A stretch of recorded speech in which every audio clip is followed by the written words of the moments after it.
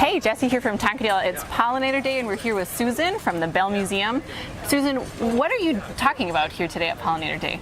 Well, we are looking at honeybees and how important they are for our food systems. A lot of times when we think honeybees and food, all we think of is honey, which is awesome, but the relationship goes way beyond that.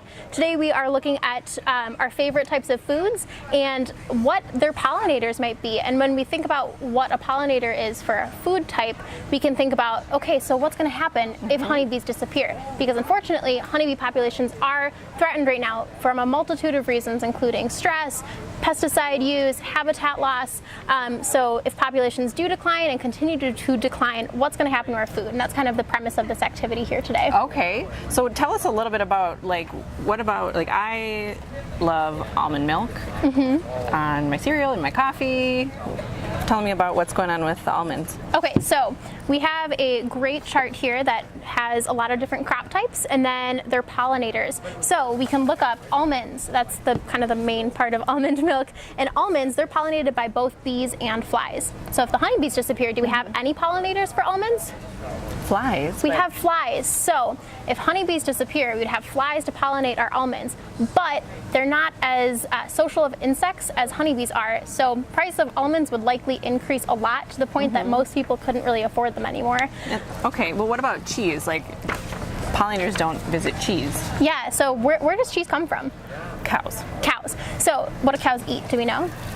Green stuff. Green stuff, yeah. They eat things like alfalfa and they eat things like grains. Now grains, they're often wind pollinated. So if bees disappear, we'd still have grains to feed our cow. Okay. But alfalfa is pollinated only by bees. So if alfalfa disappears because of bees disappearing, would we have alfalfa to feed our cows? We would not. That's half their diet. Oh my gosh. So we'd have to, they'd be very hungry. We'd have to find something else to feed them. We'd have to find something else to supplement that important part of their diet. So things like dairy and meat products would likely increase in price a lot too.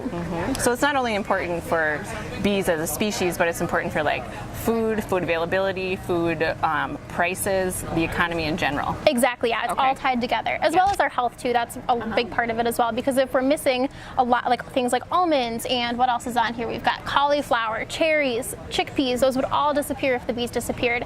And if we're missing those important parts of our diet, those important nutrients and minerals, our health would likely decline as well. So then what is your best advice for like the average homeowner? You know, those are the people that are coming to Tonkadale and buying plants. Like what's your best advice for our customers? What should they be doing to help bees and pollinators?